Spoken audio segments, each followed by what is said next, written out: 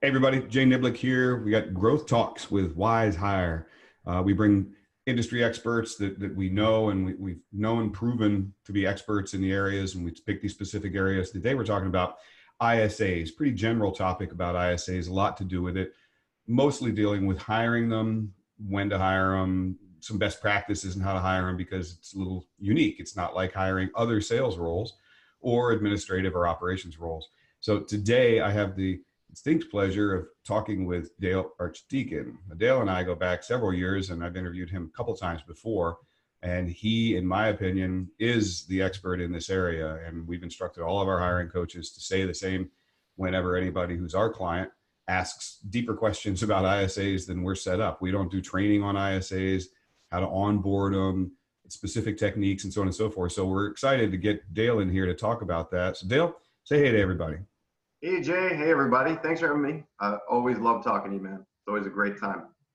Well, tell us a little bit. I'll let you do the honors of, and I hate when people do that, so sorry to stick you in that, but tell us a little bit about you, your background, the company, and what you really tend to specialize in, just to give it, really flesh it out for them. Definitely. So I'm the founder and CEO of Smart Inside Sales, and what we focus on is training and coaching specifically for inside sales for real estate teams, as well as accountability and team building. And so, the way that I got into the inside sales niche is that I was an individual salesperson for many years, and I was a phone prospector. I grounded out. I made thousands and thousands and thousands of thousands of phone calls to strangers who didn't want to talk to me, and turned it into business. And then somewhere along that process, I got really tired of doing it myself, and I wanted to figure out how to leverage. And I thought, how can I teach somebody else to do this? And at that time, there was another team in my office. They were a larger team than I was. I was really small. They were larger. They were doing about 100 transactions a year. And they said, hey, we have a whole bunch of leads and our agents are lazy.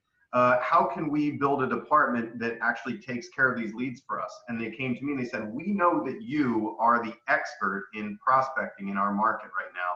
So how can we make this happen? I said, let's join forces and we'll build an inside sales department. So I joined them and I screwed it up and we lost money and we didn't make it work. So then I went and got myself educated from some other people who were doing it in other markets across the country and learned how they were doing it. Took the things they taught me and, of course, iterated on it, right? Because for some reason, you can never just take what somebody else is doing and get the same results. You're not them. What's that? Because you're not them. You're not them. And there's always these little things they can't quite teach you that you have to figure out the hard way anyway. But they really cut the learning curve off for me. So we took those pieces, we implemented them and improved them, and then created a department that could take a stranger off the street, turn them into an inside salesperson for real estate who could produce 50 to 60 transactions per person per year for the team.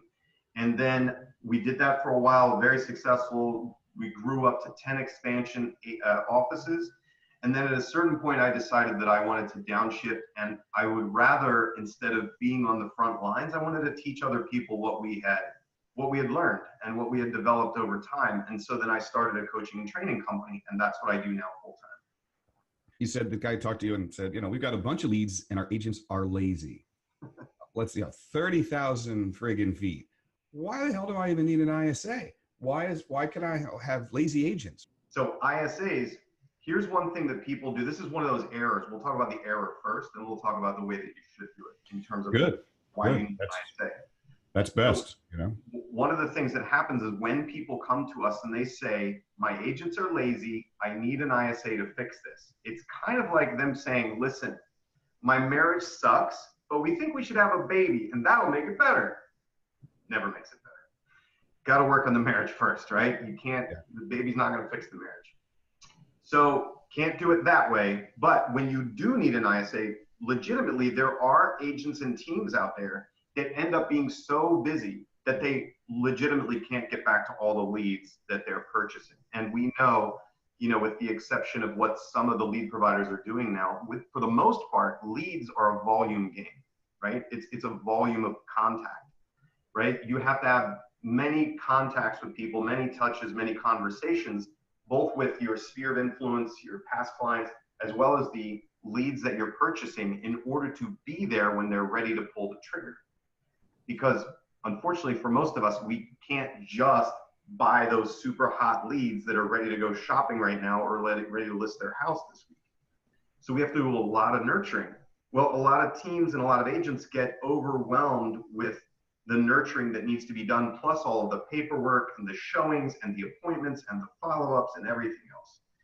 So one of the things that falls between the cracks oftentimes is the amount and frequency of the nurture, right? So that's where you would plug in an ISA to help with that and to really improve and increase the amount of conversion that you get from your database and from your leads that you're purchasing. For those that literally it's a bandwidth issue.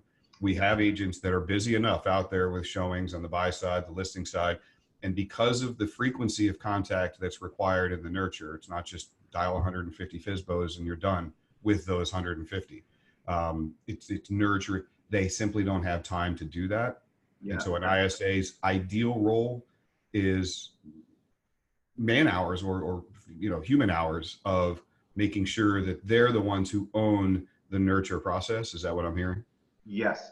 So key is nurture as well as prospecting and lead gen. Those two are the key things that your ISA is going to do for you. So if you have a working business model already, you have a functional team, or you're even an individual agent. I have seen that a few times. Yeah, the very first hire they want is an ISA, not an administrative assistant or a TC or something like that. I can make some suggestions about that too. But if you're an individual agent or you're a team and you have a functional model now, your lead generation is functional, your lead conversion is functional, you're able to get people to contract and then to closing, and really all you need is you just need to pour more gas on the fire, then the ISA is the gas. Talk to me a little bit about that conversion rate. And we're going to go backwards to like to know a little bit more about best practices on compensation. And we'll share some thoughts on that as well. And but on conversion, you're talking about helping people understand what we're expecting. I mean, like, let's say we're talking about online social media marketing or pay-per-click ads or something. You got to put 1,000 out to get 100 people to see it, to get 10 people to click on it, to get one person to actually take the call to action. These kind of numbers, expectation wise, I think a lot of people get in trouble because they say, I've got the leads. I just got the leads from Boomtown or Sync, or they're coming in off of Zillow or in my network, or, cold calls. And I hand them to an agent and they're expecting some ridiculously high conversion rate. Like, you got 100 leads last week. Where are the 50 people in the funnel that should be here? Help people understand who have never done this. What are those expectations for conversions? So they have a realistic idea going out and they're not, expecting pie in the sky kind of stuff. Generally speaking, in most markets, between the salary that you're going to pay and the bonuses you're going to pay to an ISA and what they need to earn in order to have a living and be happy, you should expect that ISA, when they're fully up and running and that your outside team is closing and capable, that your ISA should be producing between 3 and 5 additional transactions per month. Okay. Right? So I like to start that way. That's how we see, are they really on track?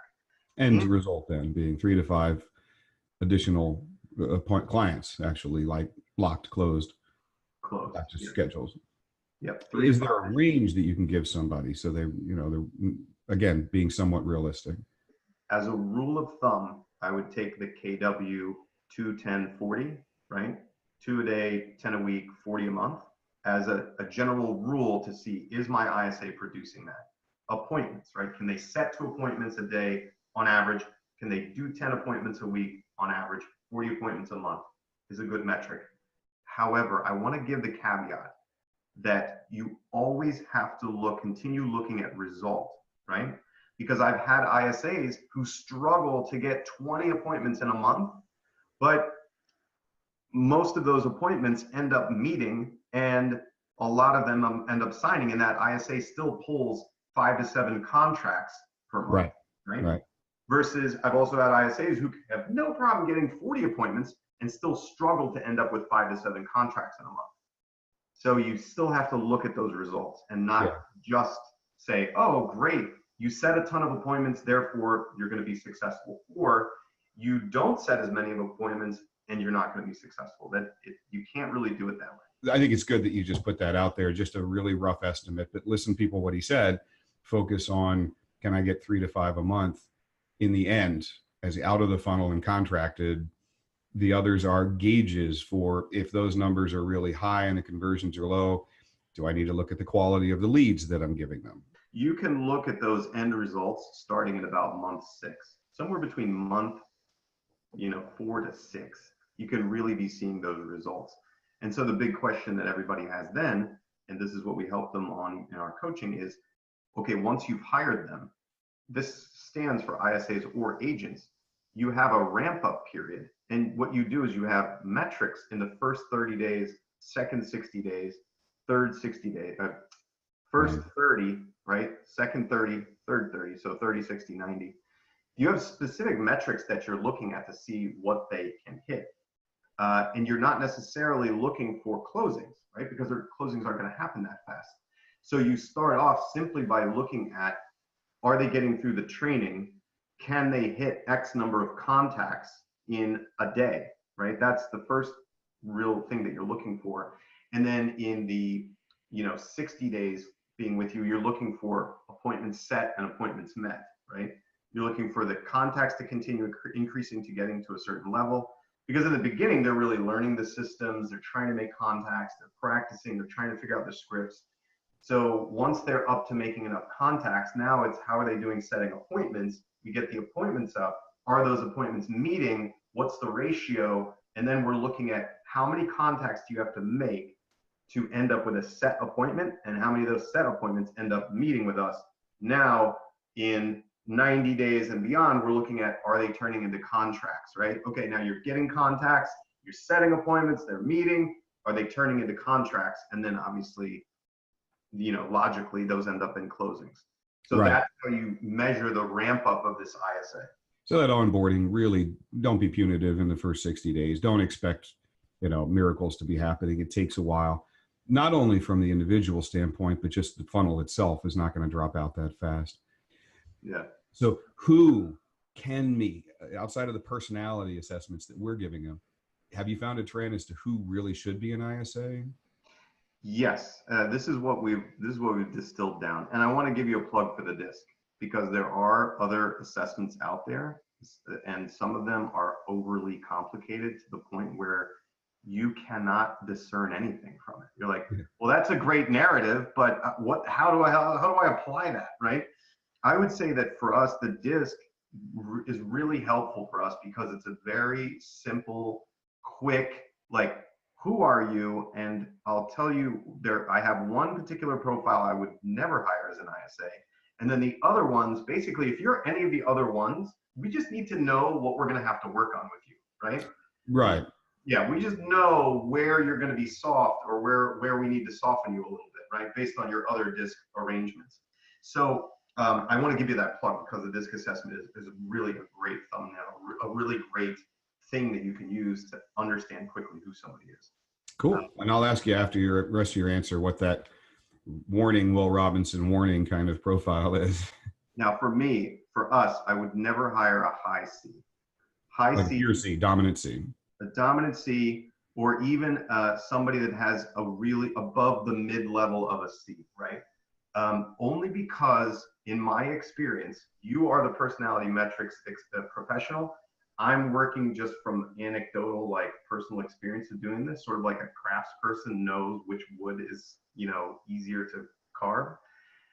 Is that with those high C's, they're just so committed, they're so scared of making mistakes and getting things wrong and not having a process to follow. The problem is you're in a people business and people don't follow processes. You know what I mean? You can't process-tize people and conversations and converting. And 50% of sales is emotion, and C's can't understand emotion. They don't process it well. They don't. If they have nothing else balancing them out, if Yes. there's no I or D, and then they're in 80 or 90 range, even if they do have that. Your D and I can be in whatever orientation they're in for our purposes, for our training. But really, if S is not there, If you're either too high on the C or the S is too low, then it just isn't going to work. You need the S for the consistency and the repetitiveness of the job, which is very repetitive, right? Yes. Do you find, from a pragmatic standpoint, people with a history of call center work or other ISAs, do you see people that have never done this but have the natural aptitude? It's just as likely that somebody you should definitely be looking at, or do you see people that penalize them and looking at their resume and their title history and going, nope, nope, I need somebody who is steeped in doing this for the last 5 years? Or do newcomers fit right in just as well? Here's what I want to tell you, man. This is a really, really hard job. It is a high burnout job, and it is not a typical career track that somebody aspires to. So there are two things that I'm actually much more, I'm not sure what the word is. I scrutinize much harder when I see, and that's either that you're already a licensed agent or were a licensed agent and you're applying for this job, or you've already had several years of working in call centers. Right? Okay. Because I know if you're an agent, if you're already a licensed agent or function as an agent, you're coming to me for a small base salary, and I'm going to make you do the very thing you should have done as an agent, in which case you'd be making far more money and would never even want to talk to me about this position. I don't believe you're actually going to do it, right? Yeah. I don't believe you're going to do it for me if you wouldn't do it for you. And if you've already had many years in call centers, I'm going to make sure that you're not burned out, that you're not just done with this, and that you're not just sort of bumping along the bottom and failure to launch kind of person. Does that make sense? Yeah, no, I think that's a really great point. And a lot of people would have probably turned that on its head and said, ooh, licensed agent, awesome. That's the conventional wisdom would be great. They already know a whole bunch of crap. I can just walk them right in. But think about everything he just said, everybody that's listening and everybody that will listen. That statement, I'm going to repeat it, is gold. If you wouldn't do it for you, why do I believe that you'll do it for me? Exactly. You know, the same prospecting and natural traits to drive you to go ahead and make those calls. I'm not going to do anything to turn that on if it's not a natural inclination you had. Yeah. So that's gold, people. If you had been doing what I'm going to make you do when you were licensed as an agent, you'd already be making between $300,000 and $500,000 a year. You would not be taking our salary. You talked about compensation. It's a common question we get. Best practices on anything like that? I know the range changes obviously from state and region and position and team and size. Are there some universals there? Yes. So the average compensation for an average market, right? Not the high end, not the super low end, typically is going to be somewhere, and we talk about on target earnings. This is salary to and plus bonuses, right? That plan, so right? Yeah, you want to try to create a comp plan for an ISA to where they can earn somewhere between, let's just say, $50,000 and $75,000 a year. If they're on plan, doing what they're doing, making the closings, and I'm being a little bit conservative. You know, obviously everybody talks about wanting to get to 6 figures in most markets.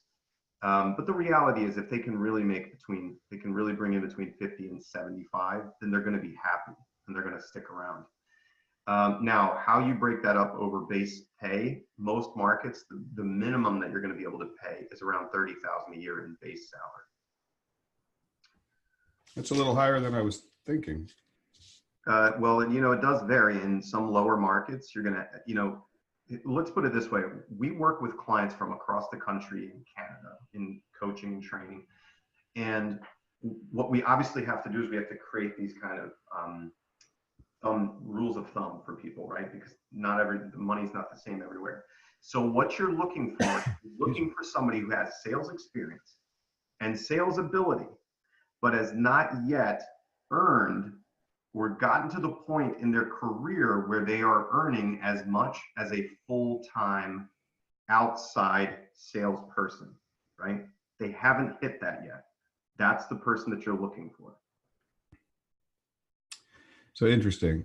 What is it we see oftentimes, the longevity of this job, because it is hard. I mean, for the right personality, the right temperament and types, it's not as hard. And normally that's the reason why most people fail, because you didn't get the right personality and the right natural talents into it. And for them, it's just too hard. It doesn't allow them to do what they normally like to do and prefer to do. So the engagement goes down. That said, you see a lot of people that go, oh, this is a great feeder into my next future fantastic buyer agent or listing agent. what's the frequency with which you see the person who's killing it as an ISA? Because that'll happen. They'll go, I could be 75 to 100 and all damn day long I'm making appointments for this guy and this schmuck over here. They're making $200,000 a year as a buyer agent, 125. It's a lot more than I'm making. Right. Can I go do that? And they want to jump ship and they get into that. Talk a little bit about the popularity and the success, in your opinion, of that. Yes. It's actually a really great feeder for your team to as an ascension plan, to have somebody start out in the ISA department, train them up, and then have them transition. So let's talk.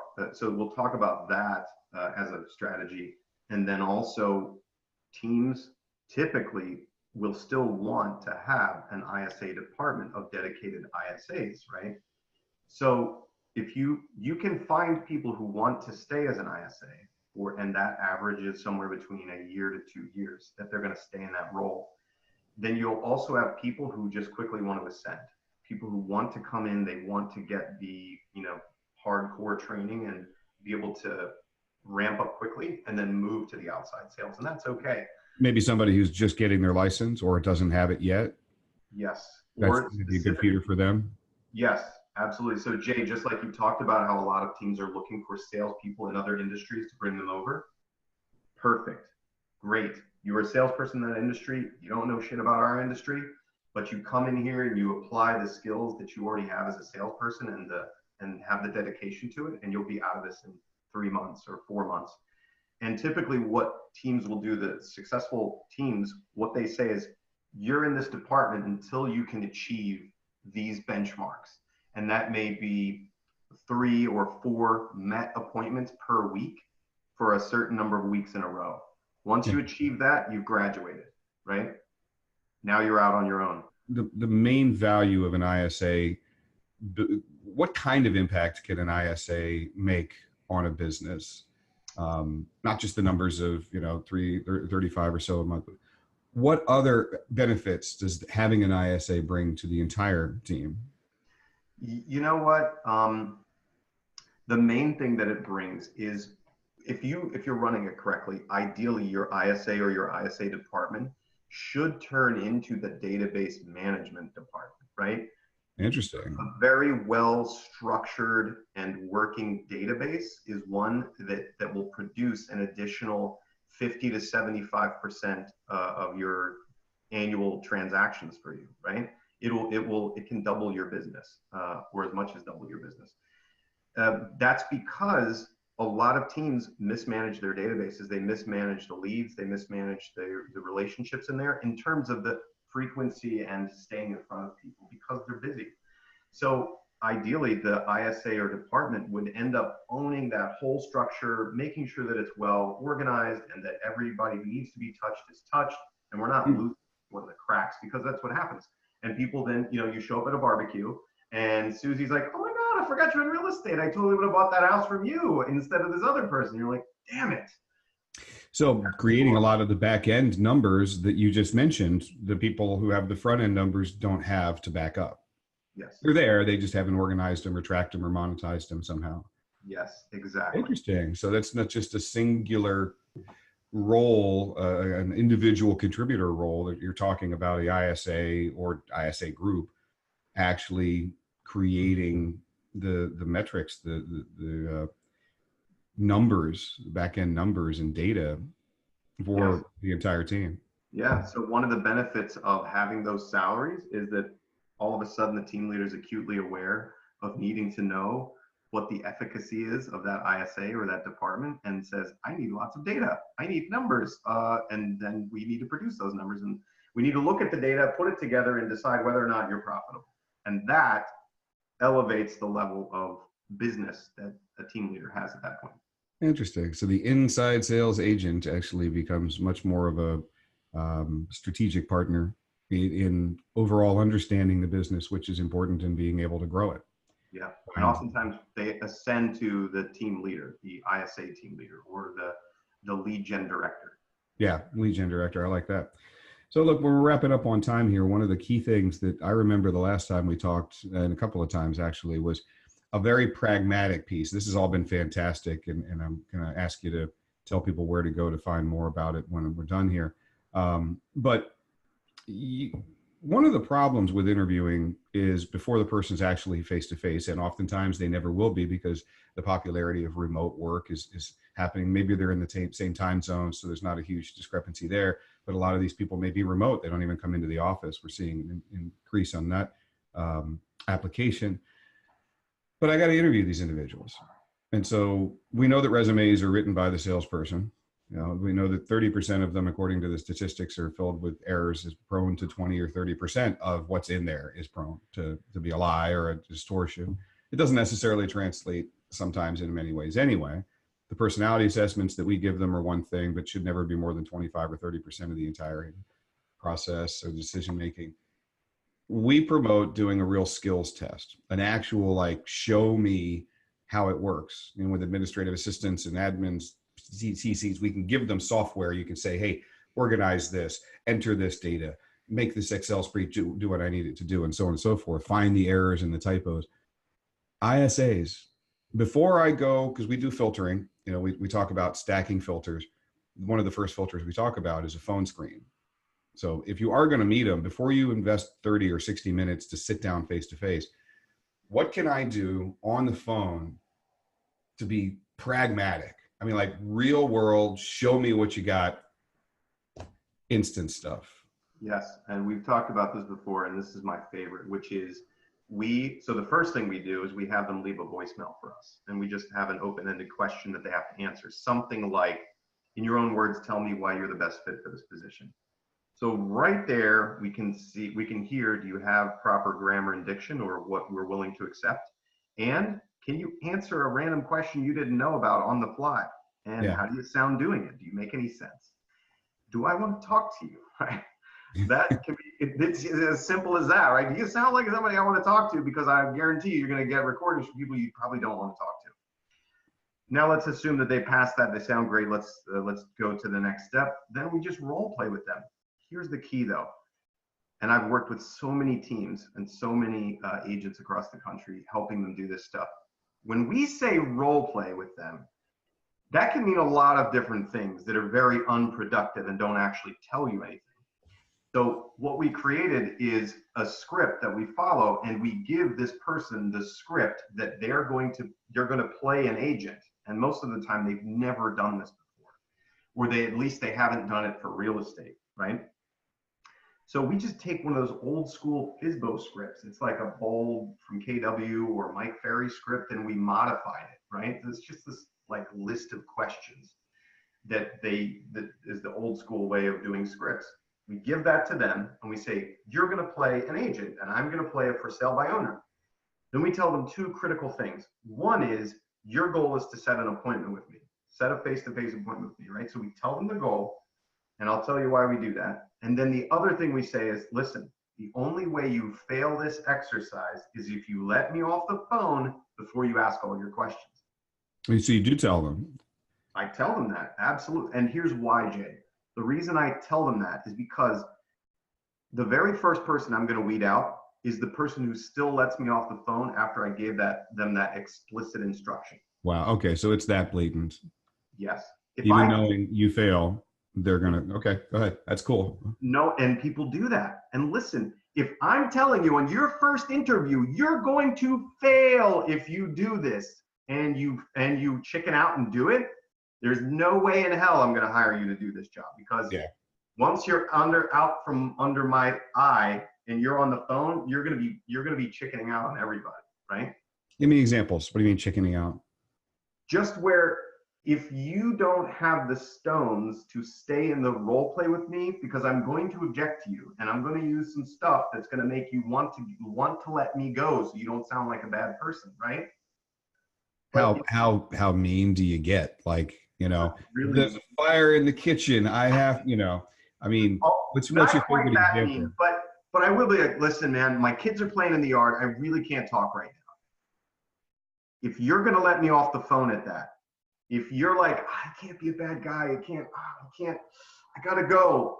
You're just not gonna have the fuel. You're not gonna have the strength to stay in there and talk to 60 and 70 people a day and push 60 to 70 people out of their comfort zone over and over again. if you Yeah. can't do it with me. Interesting. What's the frequency of people that you see wash out like that? What's the dropout rate? And what first, how far in, how many questions are you talking about on average? Oh, Eight, it's probably, seven? I think there's like 12 questions or something like that on there. Maybe. And how far in do you put some hook like that? Is it right up front, or do you hit them with the That one's near the end. near So the we end? just Okay. increasingly go up to where Yeah. it's like, oh, I'm not using an agent. Thanks anyway. Okay. To, hey, listen, I don't really know and I don't have time to talk right now. And then we escalate to, listen, this is what's going on. I got to get off the phone. Right. And so so what you have to have, you can't teach the push. You can't teach tenacity, right? I can teach you everything else, but you cannot be taught that instinct to keep going and to keep asking. If Yeah. you don't have it, you will never have it. That's it. What's your washout rate, you think? Oh man. From the role play, Yeah. we probably keep, I would say it's somewhere between, we only keep half of the people that we role play with. Wow. We're down to even maybe 25%, 25% to half of the people we role play with. We move to the next thing that we do, which is they actually have to make live phone calls to people on a recorded line within a certain period of time. And we want to see them get a certain number of contacts made in that time period. And if they can get an appointment set, those are bonuses. And if they can't set any appointments, that's a concern. But you still give them the raw knowledge they need to set those? Is that what's happening in between those two attempts? Yeah, basically we move them from the role play if they do well on the role play. And there's other things that we're looking for in that role play to determine whether or not we think they're going to be successful. If they're good in the role play, then we move them to the calling session and we'll teach them a basic script. Very cool. Have them start making calls. That's awesome. I mean, listen, this is more gold in this call than I was anticipating. Not, I knew it, but I just didn't think. I told you, by the way, that we were like looking for 30, 45 minutes, but I can't stop. I have to, but we need to do this again because there's just a whole hell of a lot more I'd love to ask you. But super pragmatic stuff, like give them a role play, send it over to them, say, listen here, sucker, you stop before 12, you're dead. And just watch that half of the people, or maybe as much as 75%, still go, I'll hit the quit button, knowing, Well, now I want to be because clear. they might be thinking, I don't want to do this. He told me I will fail if I don't go to all the way through. Now, I would say the people who quit and let you off the phone, that's only maybe 2 out of 10 who legitimately quit and they go away. But then there are several people who won't close you. They'll let you get off the phone. They'll say, "Oh, great. Can I call you next week or call you in a month?" And they don't close you. No call to action, no finish. It's because it's scheduled, you said, right? What's that? The objective of this role play is to schedule me. Be talking 2:30 Wednesday the 14th. How's that look? Your goal is to set an appointment, right? We said that. And if you're a salesperson, when I tell you the goal is to set an appointment, you have to ask for one, right? Yeah. It's not can I call you some other time, right? Not that. So they wash out for that reason too. And here's the other thing. If they can't segue around the objections well enough, or at all, in some cases, they just don't have the level of sales ability that we're looking for right now. Right? Smooth factor, we call it. Yeah. You say objection and they go, okay, question 4. Exactly. Just ignore it and keep going. I can have a recording that does that. That's not why the human should be in there. Exactly. Fascinating stuff. Tell people where they can go to find out more about you, the company, the offerings that you have. Yeah, so they can find us at smartinsidesales.com, or I'm Dale at smartinsidesales.com. We have a Facebook page, YouTube channel, the whole nine, and we publish lots of free training. What we do is we take a lot of our trainings that we do in our live coaching sessions we can make public, because we don't do that with our one-on-ones, but the stuff that we can make public, we publish that for teams to use for in-house training. And so we also have a specific training course called Conversion University that is specifically designed for lead conversion training for new ISAs and agents. Nice. And if people go to smartinsidesales.com, they can actually take our free training webinar that we have right there and learn more about it, learn about these techniques for converting leads, having conversations, the things that we teach ISAs and agents to do on a really high level. Well, I think one of the reasons I've been a fan of yours is you have an abundance mentality, not a restrictive scarcity mindset where, oh, if you want to learn anything, pay me thousands of dollars and then I'll open the first page, like Amazon, peek inside. There's tons of free content up on your website. We try to follow the same principles. So we appreciate that about you. So Dale Archdekin, everybody, please go check him out, learn a lot. And if you need specific help, and consider the coaching and stuff, because we lean on him all the time. And I appreciate your time. I mean, I really do. And we're going to have to do this again, because I've got another half a page of questions that I didn't get a chance to get to in the time. Anytime, Jay. I always appreciate it. I love talking to you. So I love telling people my opinions, and you seem to love my opinions. So I would love to give you opinions anytime, my friend. Spoken like a good salesperson. So. All right, man. Thank you very much. Good seeing you again. Good luck on the upcoming holiday. So thank you. Talk soon. Thanks, man. Bye. Bye.